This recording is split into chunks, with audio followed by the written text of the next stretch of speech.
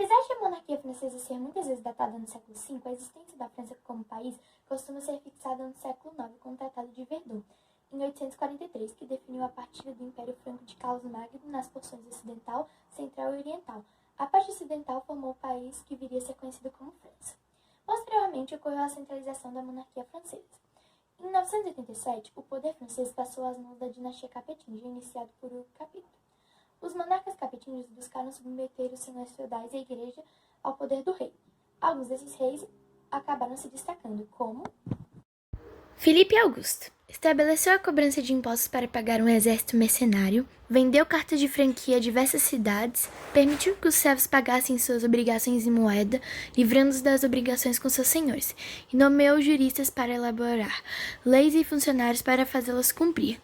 Com todas essas medidas, Filipe Augusto enriqueceu os cofres reais, retirando poderes da nobreza feudal e favorecendo os comerciantes e camponeses. Luís IX, de 1226 até 1270, criou uma moeda única para todo o reino, ampliou o poder judiciário central submetido ao poder do rei e libertou milhares de servos mediante pagamento.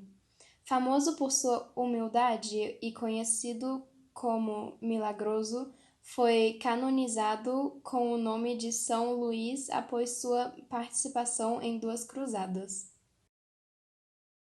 Felipe o Belo, de 1285 até 1314, confiscou a riqueza dos templários e submeteu a igreja ao pagamento de impostos por suas propriedades. Essa medida iniciou um conflito entre o rei e as autoridades eclesiásticas, resultando na transferência provisória da sede da igreja para a cidade francesa de Avignon, o chamado Cisma do Ocidente. No início da Idade Média, as Ilhas Britânicas eram ocupadas por povos de origem anglo-saxônica que formavam o reino da Inglaterra e de origem celta, que formavam os reinos da Escócia, Irlanda e País de Gales. No ano de 1066, a Inglaterra foi invadida pelos normandos. A Batalha de Hastings foi liderada por Guilherme o Conquistador, que retirou o rei anglo-saxão Harold II do trono. Guilherme dividiu territórios em condados e nomeou um representante com poder total, fortalecendo assim seu reinado. A centralização do poder aconteceu de fato com Henrique II. Ele criou um exército mercenário e um sistema de leis para controlar os senhores feudais. Foi sucedido por seu filho Ricardo Coração de Leão, que participou ativamente das cruzadas e ausentou-se por longo tempo da Inglaterra. Com a morte de Ricardo, seu irmão João Sem Terra assumiu o trono. Ele retirou as terras da igreja e foi excomungado. Os ingleses estavam super descontentes com conflitos e aumentos de taxas. Para não ser deposto, o rei aceitou assinar a Carta Magna, que o impedia de criar impostos ou alterar lei sem consultar o Grande Conselho. Rei Henrique III. Sob a reinada de seu irmão Carlos IX, ele se tornou rei do exército real e derrotou os protestantes nas batalhas de Jarnac e Montecourt. Ele foi eleito ao trono polaco-lituano aos 21 anos de idade em maio de 1573. Seu governo na Polônia foi curto, tendo deixado o reino para tornar-se rei na França em 1574 após a morte de seu irmão. Ao tornar-se rei da França, Henrique III herdou um reino dividido, onde a sua autoridade é apenas parcialmente reconhecida. Seu reinado foi marcado pela crise religiosa, política e econômica. Rei Eduardo I. Ele passou grande parte de seu reinado reformando a administração real e o direito comum. Através de extensos inquéritos, Eduardo investigou a duração de várias liberdades feudais ao mesmo tempo que reformava as leis sobre criminalidade e propriedade por meio de estatutos reguladores.